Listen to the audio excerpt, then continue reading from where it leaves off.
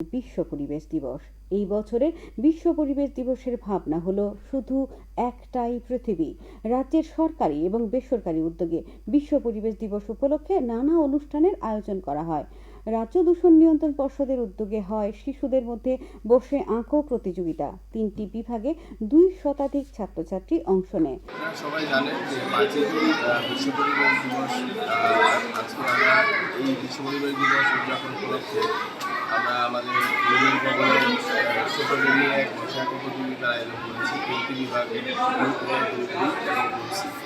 এখন পর্যন্ত আমাদের প্রায় 200 জনের মতন রেজিস্টার করেছে বসে আঁকো প্রতিযোগিতা। তারপরে আমরা আজকে লাইভ ডিসকাশন করব। তো এই বছরের যে মূল ভাবনা সেটা হচ্ছে কি অনলি ওয়ান আর্ট, তার মানে একটাই পৃথিবী। তো সেই নিরিখে আমরা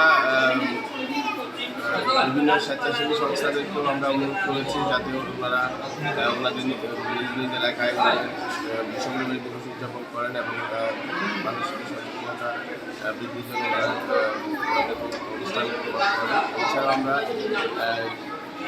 বিভিন্ন রেডিও চ্যানেলের মাধ্যমে আমরা টেলিভিশনের মাধ্যমে আমরা এনভায়রনমেন্টাল মেসেজ দিয়েছি।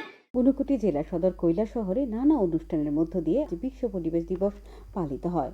বন দপ্তরের সহযোগিতায় এবং হ্যান্ডফুল সামাজিক সংস্থার উদ্যোগে কৈলাসহরের টিলাবাজার স্কুল প্রাঙ্গণে গাছের চারা রোপণ করা হয়। জেলা বন আধিকারিক জয় কিষান ভিকে, মহকুমা পুলিশ আধিকারিক ডক্টর চন্দন সাহা, মহকুমা বন আধিকারিক খগেন্দ্র দেববর্মা প্রমুখ উপস্থিত ছিলেন।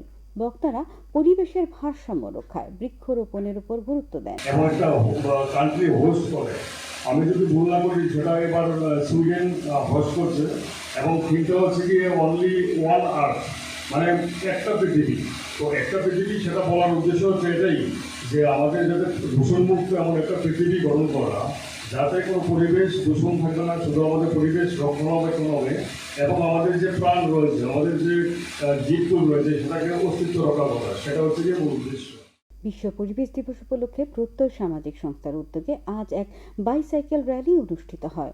আগরতলার যোগীন্দ্রনগরস্থিত মহাশক্তি সংলগ্ন এলাকায় বাইসাইকেল র্যালির সূচনা করেন পুর কাউন্সিলর নন্দ দুলাল দাস। বাইসাইকেল র্যালিটি কমলাসাগরের কসবা কালী মন্দির প্রাঙ্গণে গিয়ে শেষ হয়। আজকে একটি বাইসাইকেল র্যালির আয়োজন করা হয়েছে। তো আজকের এই মহতী দিনে আজকে সংস্থার যারা কর্মকর্তারা রয়েছেন সকলকে আমার পৌর নিগমের তরফ থেকে এবং আমার ব্যক্তিগত তরফ থেকে আন্তরিক ধন্যবাদ জানাই। বিশ্ব পরিবেশ দিবস এই ভাবনাটা একটা বিরাট ভাবনা, আমরা হয়তো এটাকে গুরুত্ব দিই না। আজকের দিনে সারা বিশ্বে যেভাবে ভূ উষ্ণায়ন চলছে, আমাদের আবহাওয়ার পরিবর্তন চলছে, সেটা আমরা হারে হারে টের পাচ্ছি। গত 2-3 বছর ধরে এটার শুরু, কিন্তু আমরা এই বিষয়টাকে গুরুত্ব না দিয়ে আমরা আমাদের মতো চলছি। বিশেষ করে প্লাস্টিক আমাদের বিশ্ব পরিবেশকে ভীষণ দূষণ করছে। সেই দূষণ থেকে মুক্ত করার জন্য, এই জনসচেতনার জন্য, অ্যাওয়ারনেসের জন্য প্রত্যয় সামাজিক সংস্থা যে উদ্যোগটা নিয়েছে তার জন্য আবারও এই প্রত্যয় সামাজিক সংস্থা সকল কর্মকর্তাদের আন্তরিক ধন্যবাদ জানাই। নেতাজি সুভাষ বিদ্যানিকেতনের উদ্যোগে বিশ্ব পরিবেশ দিবস পালন করা হয়। ছাত্রছাত্রীরা অভিনব কায়দায় গাছকে জড়িয়ে ধরে বৃক্ষরোপণের আহ্বান জানান। পরিবেশকে দূষণমুক্ত রাখতে বন সৃজন করতেও বলেন তারা।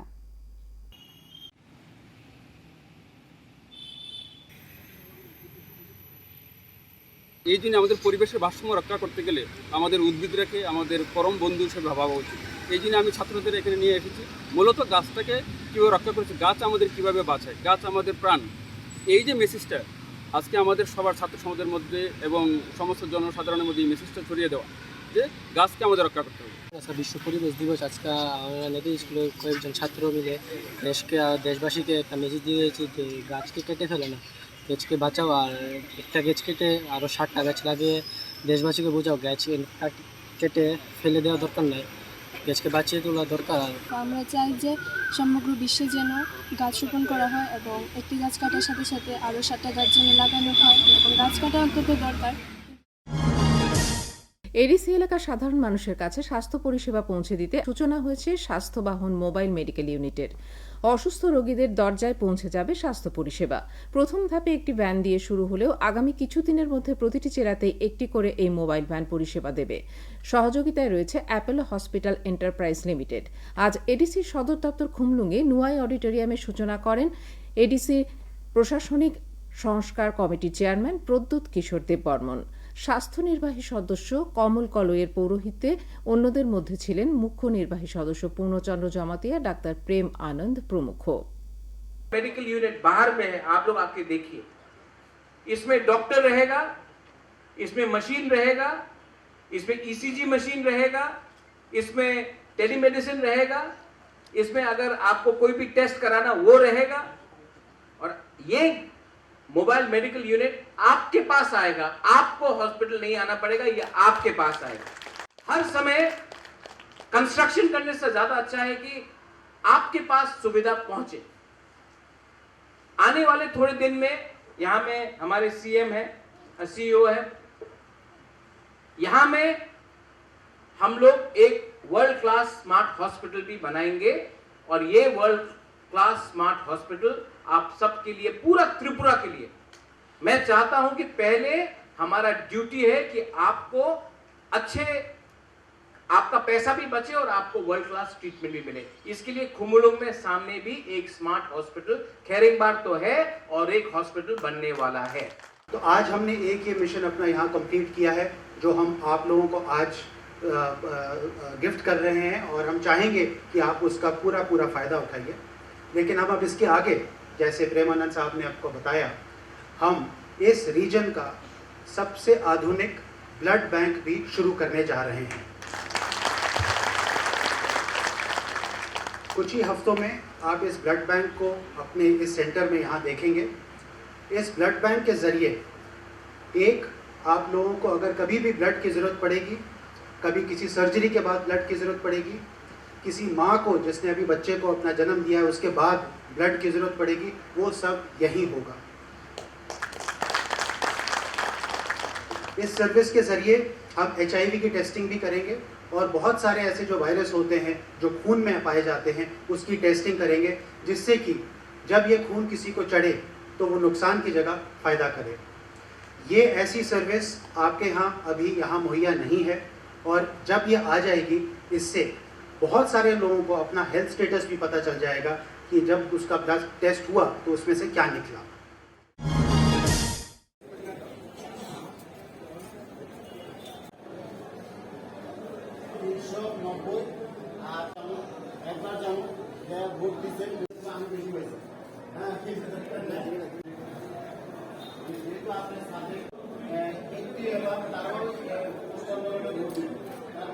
আগামী 23 তারিখ ভোট হবে, তার জন্য সমস্ত প্রস্তুতি ইলেকশন কমিশন থেকে শুরু হয়ে গেছে। পিংয়ে আরও আমার এখান থেকেও সব কাজ শুরু হচ্ছে। আজকে পুলিং পার্সোনালের ট্রেনিং আমরা শিশু বিহার স্কুলে করছি। আমাদের পুলিং পার্টিতে 5 জনের একটা টিম হয়।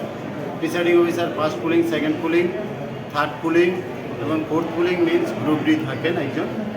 এদের বিভিন্ন কাজ থাকে, সেই কাজ যাতে সুচারুভাবে করতে পারে তার জন্য আমাদের এই ট্রেনিং। 80+ যারা ভোটার আছেন, যে বয়স্ক যারা ভোটার আছেন, এবং ফিজিক্যালি চ্যালেঞ্জ যারা, পার্সন উইথ ডিসেবিলিটি, যেটাকে আমরা PWD ভোটার বলি, ওনাদেরকেও আমরা বাড়ি বাড়ি গিয়ে ওনাদের পোস্টাল ব্যালটের মাধ্যমে ভোট নেব।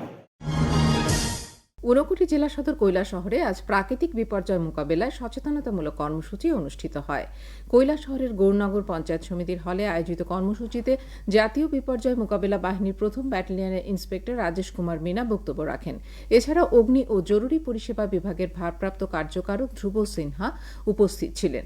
বিপর্যয়ের আগে এবং পরে ও বিপর্যয়ের সময়ে কি করা উচিত সে বিষয়ে জনগণকে সচেতন করা হয়।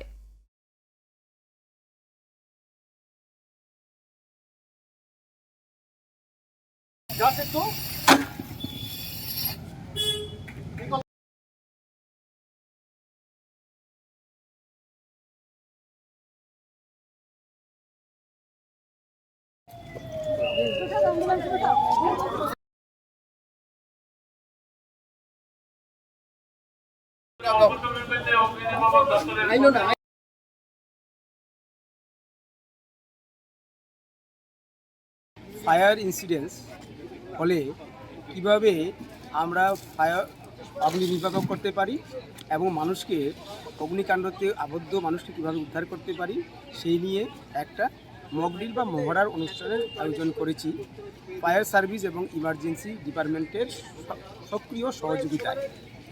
কারণ ফায়ার হচ্ছে এমন একটা জিনিস যে এই অ্যাক্সিডেন্ট যে কোনো জায়গাতে যে কোনো সময় হতে পারে।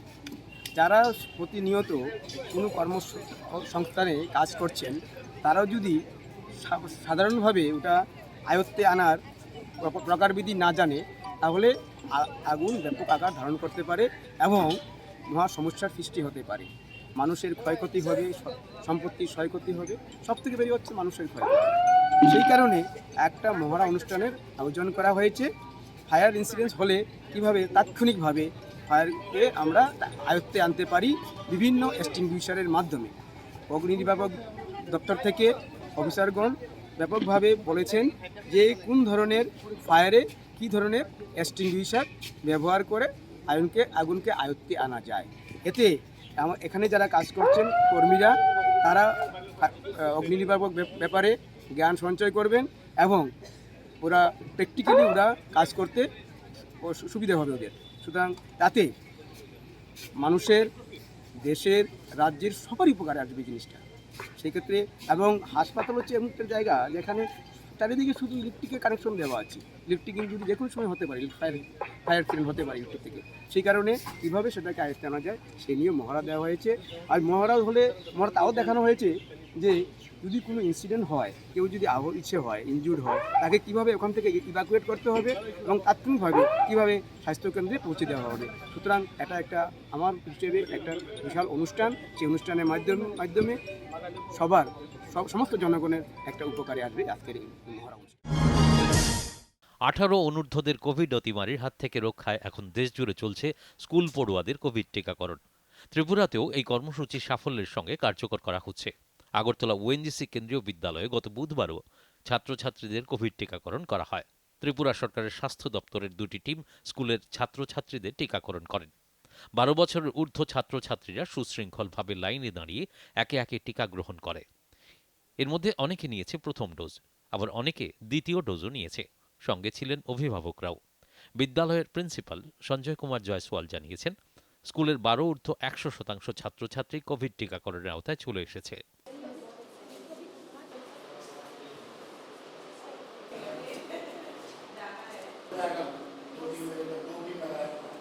किसी भी तरह से इस वैक्सीन का कोई दुष्प्रभाव नहीं है, तो किसी भी हाल में मैं अभिभावकों से बोलूँगा कि वो बिल्कुल नहीं डरें और ये बच्चों के स्वास्थ्य के लिए बहुत ही ज़रूरी है, बहुत ही आवश्यक है। इसलिए आप लोग डरे नहीं, आप आगे आएँ और इस कोविड वैक्सीनेशन का कोई भी दुष्प्रभाव नहीं है। और जो फर्स्ट डोज हमारे बच्चों ने लिया वो सारे स्वस्थ हैं और आज सेकेंड डोज के लिए वो आए हैं। तो बेझिझक बिना डरे आप अपने सभी जो लोग 12 साल प्लस के हो गए हैं उनको जरूर वैक्सीनेशन कराएं। স্কুলে টিকাকরণ হওয়ায় সন্তোষ প্রকাশ করেছেন অভিভাবকরা। একটা সুন্দরভাবে সিস্টেমটাকে একদম সুন্দর স্লোলিভাবে যাতে ভ্যাকসিনটা সবাই দিতে পারে, সব স্টুডেন্ট দিতে পারে, তার জন্য স্কুলের যে প্রিন্সিপাল উনি সুন্দরভাবে একটা ব্যবস্থা করেছেন। বিদ্যালয়ের ছাত্রছাত্রীরাও কোভিড টিকা নিয়ে দারুণ খুশি। आज मैंने सेकेंड डोज लिया है कोविड का। हमारे यहाँ पे बहुत फ्रेशनेस से एंड क्लीनिनेस से दिया जा रहा है। अगर थोड़ा सा भी बच्चों को प्रॉब्लम होता है तो प्रिंसिपल सर खुद आके देखते हैं क्या प्रॉब्लम हुआ है। इनफैक्ट हमें जब दर्द होता है प्रिंसिपल सर हमें बहुत अच्छे से बोलते हैं, डरना नहीं, ब्रेव गर्ल। एंड हमारे स्कूल के सारे सिस्टम बहुत अच्छे हैं। मैं ये रिक्वेस्ट करती हूँ सारे स्कूल के प्रिंसिपल से सब स्कूल में ऐसा सेकेंड डोज दिया जाए। और आज मैंने सेकंड डोज लिया है और हमारे स्कूल में बहुत अच्छी तरीके से मतलब दे रहे हैं। सब लोगों को एकदम फ्रेशनेस और सब चेंज करके दे रहे हैं और अच्छे से बहुत दे रहे हैं। आज मैंने सेकेंड डोज दिया है एंड सब कुछ अच्छे से देते हैं। एंड मेरे स्कूल में बहुत अच्छे से मेरे सर्स, मैम एंड प्रिंसिपल सब मुझे बहुत पसंद है, अच्छे से पढ़ाई देते हैं। आज मैंने सेकेंड डोज लिया है। बहुत यहाँ पे मेरे स्कूल पे बहुत अच्छे से दे रहा है, बहुत फ्रेशनेस, बहुत क्लीन से दे रहा है और हमारा बहुत ख्याल भी रखा जा रहा है।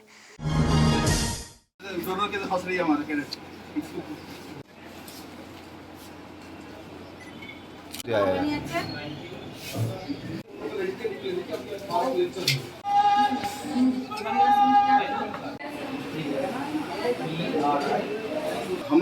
ब्लड डोनेशन का मेन मकसद है कि जो हमारा कैडेट्स है, हम लोग त्रिपुरा में जो स्टेट है त्रिपुरा का, हमारा सबसे हम लोग ब्लड डोनेशन के एक फेस्टिवल का जैसे पालन करते हैं।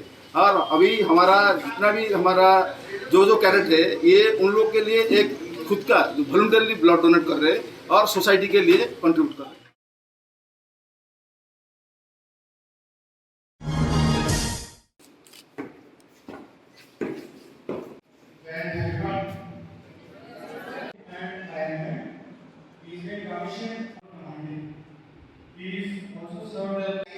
तो मजा आएगा, टाइम पास करेंगे,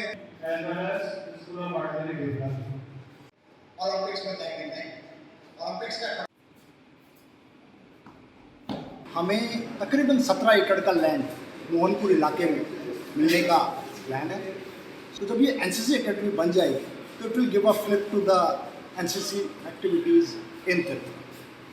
That is one point. Second is also in next phase, once this academy comes up, there may be a plan to move out one of the unit to another place in Tripura, probably in south or in the north.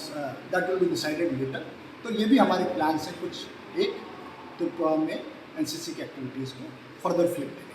Post camp, ये camp जो है एक annual training camp है, combined annual training camp इसे बोलते हैं, जिसमें पूरे त्रिपुरा के कॉलेज के जितने कॉलेज हैं, हमारे 16 कॉलेज हैं, इसके सारे बच्चे यहाँ पे आ रहे हैं। तो इनको सुबह 6 बजे से लेके शाम को 8:30 बजे तक इनका सुबह पीटी होता है, फिर ड्रिल होता है, फिर वेपन ट्रेनिंग होता है, और उसके बाद क्लासेस चलते हैं थ्योरी के, जिसमें इनको लीडरशिप क्वालिटीज़ के बारे में सिखाया जाता है, हेल्थ एंड हाइजीन के बारे में सिखाया जाता है, ताकि ये लोग जब अपने गाँव में अपने अपने इलाके में जाते हैं, वो जाके ये सारी चीज़ें उनको बताएँ, ताकि वहाँ भी ये अच्छी चीज़ें ये लोग उसको फैलाएं। যথাযথ মর্যাদায় পালিত হয় বীর শহীদ বিরসা মুন্ডার 121তম শহীদান দিবস। দুর্গাবাড়ি চা বাগান শ্রমিক সমবায় সমিতির উদ্যোগে এই শহীদান দিবস পালিত হয়। সমিতির বিভিন্ন প্রতিনিধিরা বিরসা মুন্ডার প্রতিকৃতিতে শ্রদ্ধা নিবেদন করেন।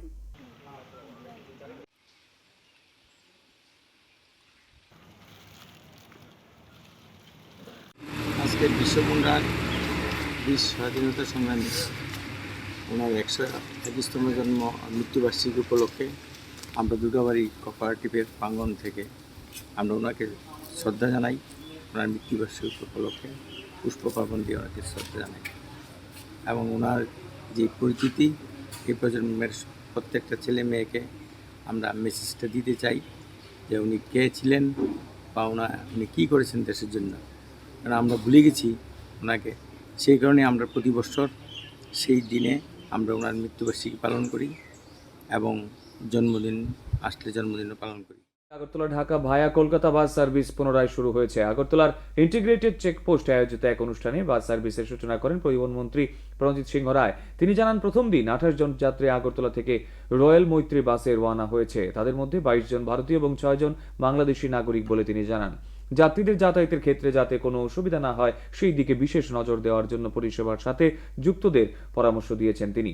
কোনো অসুবিধা হলে সরকারি দপ্তরের ঊর্ধ্বতন কর্তৃপক্ষের সাথে যোগাযোগ করতে যাত্রীদের প্রতি তিনি অনুরোধ জানান। টিআরটিসির এমডি রাজেশ কুমার দাস জানিয়েছেন, আগরতলা থেকে ঢাকা হয়ে কলকাতায় যেতে সময় লাগবে 19 ঘন্টা। আগরতলা থেকে কলকাতার বাস ভাড়া 2200 টাকা এবং আগরতলা থেকে ঢাকার ভাড়া নির্ধারণ হয়েছে 900 টাকা।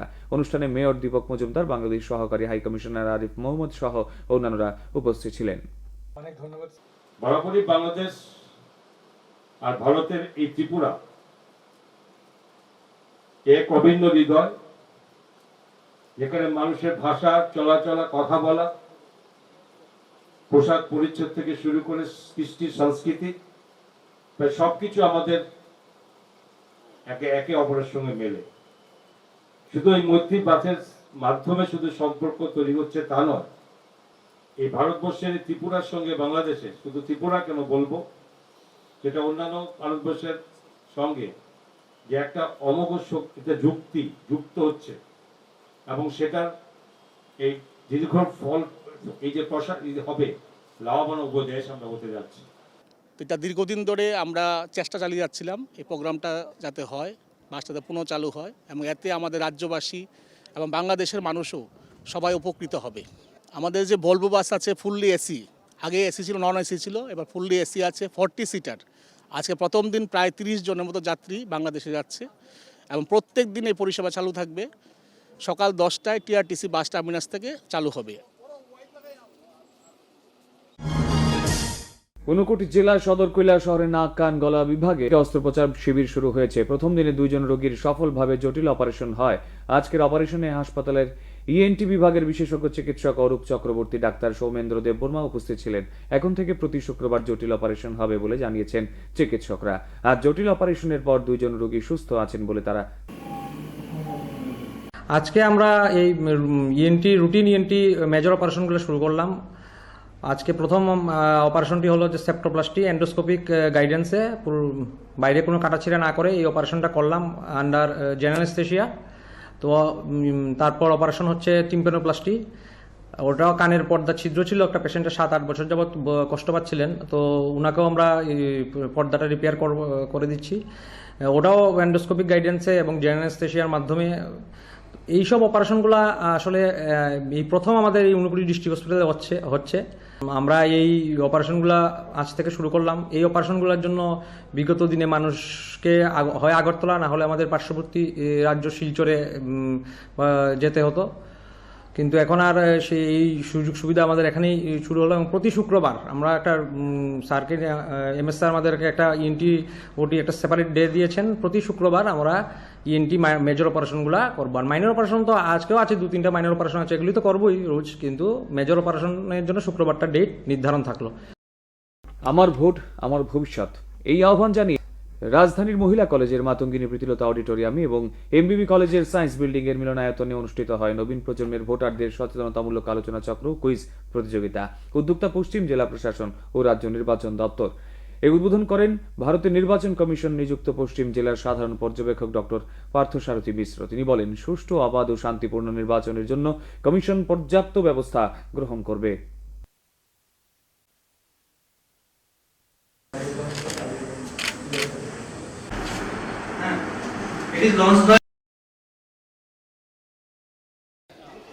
Participation in election is a true test of democracy. The more the participation in the electoral process, the more successful a democracy is. We always say that no voter should be left out. That is the slogan of the Election Commission of India. Our entire focus is that the electors should be motivated, they should be sensitized, particularly the first-time voters, the youngs and the old, the disabled. They should be motivated, so that they can come and cast their vote. Number one. Number two, to facilitate this, the entire district administration, the civil administration, the police administration, everybody has been geared up. Lot of actions have been taken, lot of prohibitive actions are taken for the free and fair and inclusive election. So this program, we plan to continue this program in the colleges, in other places, in old age homes, in disabled schools. Everywhere we'll go and address the voters so that they can come and participate. That is the entire vote of ours.